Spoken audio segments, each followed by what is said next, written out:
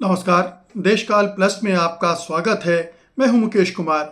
दोस्तों, केंद्रीय मंत्री नितिन गडकरी बीच बीच में ऐसे बयान देते रहते हैं जिनके कई मतलब निकाले जा सकते हैं। उसमें उनकी महत्वाकांक्षा भी छिपी होती है, उनकी राजनीति से उनके मोह भंग की भी चर्चाएं होती हैं। वो प्रधानमंत्री मोदी पर निशाना भी साध रहे होते हैं। वो आरएसएस, चूंकि वो खुद भी नागपुर से हैं, तो आरएसएस की भावनाओं विचारों को प्रतिबिंबित भी कर रहे होते हैं। तो बहुत सारे उनके बयानात के अर्थ निकाले जाने लगते हैं, जैसा कि अब हो रहा है। नितिन गडकरी ने कहा कि अब वक्त आ गया है जब नई पीढ़ी को जिम्मेदारी सौंपनी चाहिए। हम सब जानते हैं कि पूरे देश भर में नई पीढ़ी किस तरह से उठ खड़ी हुई है, चाहे वो जेन जी हो या फिर जेन अल्फा हो। और ज़्यादातर इस पीढ़ी के लोग जो खड़े हुए हैं वो बीजेपी के खिलाफ खड़े हुए हैं, मोदी सरकार के खिलाफ खड़े हुए हैं। जिन राज्यों में बीजेपी की सत्ता है उनमें ज़्यादा मुखरता के साथ ये पीढ़ी उठकर खड़ी हुई है और विरोध कर रही है। तो ये मुमकिन है कि ये जो परिवर्तन समाज में दिख रहा है, ज़मीन में दिख रहा है, उससे प्रेरित होकर भी नितिन गडकरी इस तरह की बात कर रहे हों। लेकिन जब वो ये बयान दे रहे हैं तो उसके राजनीतिक कॉन्टेक्स्ट को, संदर्भ को भी नज़रअंदाज नहीं किया जा सकता है, क्योंकि हम सब जानते हैं कि जो बीजेपी के संगठन में बड़ा परिवर्तन हुआ है, नितिन नवीन की जो नई टीम बनी है 65 लोगों की, उसके बाद ये कयास लगाया जा रहा है कि अब मंत्रिमंडल में भी बड़ा फेरबदल हो सकता है, होने जा रहा है।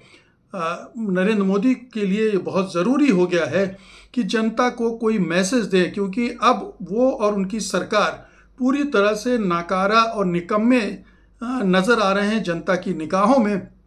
और ये ज़रूरी है कि कोई एक ऐसा गिमिक चला जाए, कोई ऐसा एक एक्सरसाइज की जाए जिससे लोगों को थोड़ा ये लगे कि नहीं, सरकार जाग गई है, चौंक गई है और अब नए सिरे से बेहतर ढंग से काम करने के लिए नई टीम बनाई जा रही है। तो ये चर्चाएं चल रही हैं और इन चर्चाओं में एक बड़ी चर्चा ये भी है कि हो सकता है नितिन गडकरी को ड्रॉप कर दिया जाए,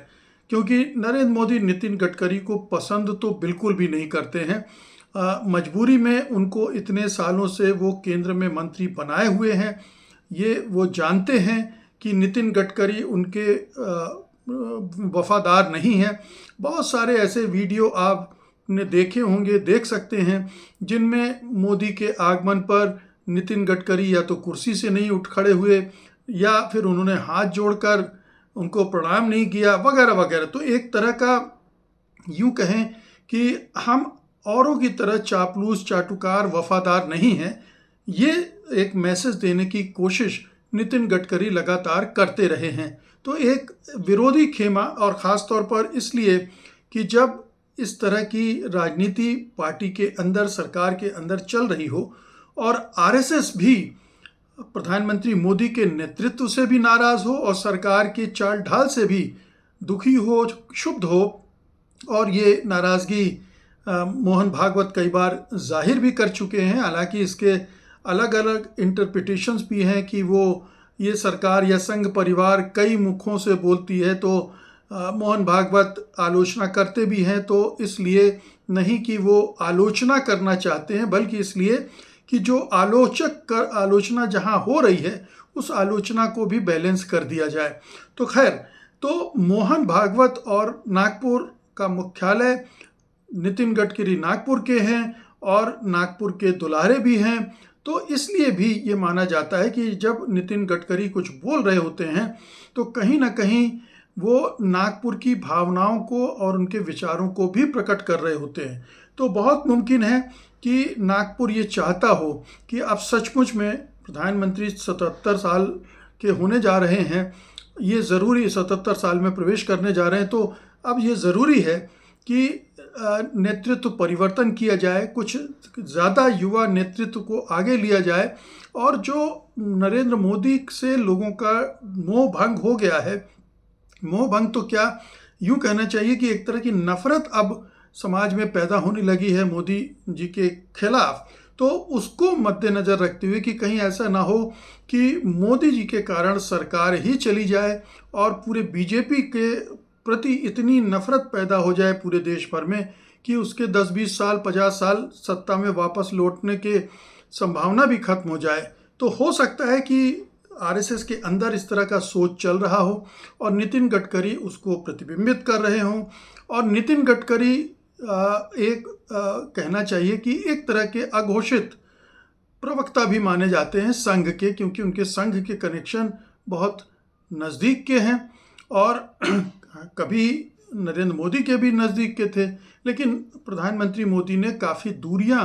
पैदा कर ली हैं संघ के साथ और इस वजह से उस दूरी से उनको नुकसान भी हो रहा है और उनका अहंकार बहुत ज़्यादा है, इस वजह से भी ये समस्या पैदा हो रही है। बहरहाल, तो सवाल उठता है कि नितिन गडकरी जो दबाव बनाने की कोशिश कर रहे हैं, एक तो ये कि क्या उनका पत्ता कट रहा है, कटने जा रहा है और कटने के पहले वो एक आधार बना रहे कि मैं तो वैसे भी सत्ता नहीं चाहता था, मैं तो वैसे भी सरकार से निकलना चाहता था, मैंने 30 साल काम कर लिया, बहुत काम कर लिया, अब नई पीढ़ी को मौका मिलना चाहिए वगैरह वगैरह। एक जो लफाजी होती है ये संदेश मिलने के बाद कि अब आप मंत्रिमंडल में नहीं रहेंगे, हो सकता है कि ये उस सोच से जन्मा हो। लेकिन अगर इस सोच से भी जन्मा है और अगर वो इस तरह की बात आज कर रहे हैं तो जाहिर है कि ये प्रधानमंत्री मोदी पर एक हमला तो है ही कि एक बीजेपी का वरिष्ठ नेता नेतृत्व के स्तर पर अब युवा नेतृत्व की सलाह दे रहा है और एक तरह से मांग भी कर रहा है क्योंकि समय बदल चुका है, समय अब युवाओं का है और युवा और दूसरी तरफ राहुल गांधी हैं जो 56 साल के हैं, इधर प्रधानमंत्री 76 साल के हैं। तो ये कहीं ना कहीं पार्टी के अंदर भी ये सुगबुगाहट है कि अब नए लोगों को लाना पड़ेगा। जिस तरह से बीजेपी ने अपने नितिन नवीन की टीम बनी है उसमें बहुत सारे युवा चेहरों को शामिल किया गया है। नितिन नवीन खुद भी युवा, मतलब उस तरह के युवा नहीं लेकिन राजनीति के लिहाज से युवा हैं ही लेकिन नितिन नवीन की अपनी कोई स्वतंत्र हैसियत तो है नहीं, वो तो मोदी शाह के जमूरे हैं और वो तो उसी हिसाब से चलेंगे जिस तरह से मोदी शाह चाहते हैं। तो नितिन नवीन की अपनी कोई क्रेडिबिलिटी नहीं है, कोई जनाधार नहीं है, कोई उनकी विश्वसनीयता नहीं है, इसलिए वो जो कदम उठाते भी हैं तो उसे उस तरह से नहीं देखा जाता है। लेकिन अगर नितिन गडकरी ये बात कह रहे हैं और वो सरकार में भी अगर इस तरह के परिवर्तन, बड़े परिवर्तन की एक तरह से समझाइश दे रहे हैं, सलाह दे रहे हैं, मांग कर रहे हैं, तो ये मोदी जी के लिए एक मुसीबत पैदा हो सकती है। ये बीजेपी के अंदर भी इसको लेकर खदबदाहट होगी ही। बीजेपी के अंदर भी अब प्रधानमंत्री मोदी के नेतृत्व को लेकर वैसी बात तो रही नहीं जो आज से 3-4 साल पहले तक रही होगी। तो एक जो बड़ा मोहभंग मोदी से हो रहा है पूरे देश में, वो बीजेपी के अंदर भी अगर एक बड़े हिस्से में होने लगा हो तो कोई हैरत की बात नहीं। और अगर नितिन गडकरी उसको आवाज़ दे रहे हों तो इसमें भी कोई हैरत की बात नहीं है। तो गडकरी के इस बयान को कई संदर्भों में देखा जा सकता है, उनके निजी संदर्भों में, नागपुर से रिश्तों के से जुड़े संदर्भों में, सरकार से विदाई के संदर्भों में और सरकार में जो देश भर में परिवर्तन हो रहे हैं, युवा खड़े हो रहे हैं, अपनी सरकार को बचाने के संदर्भ में भी इसे देखा जा सकता है। बहुत बहुत शुक्रिया आपका, धन्यवाद, नमस्कार।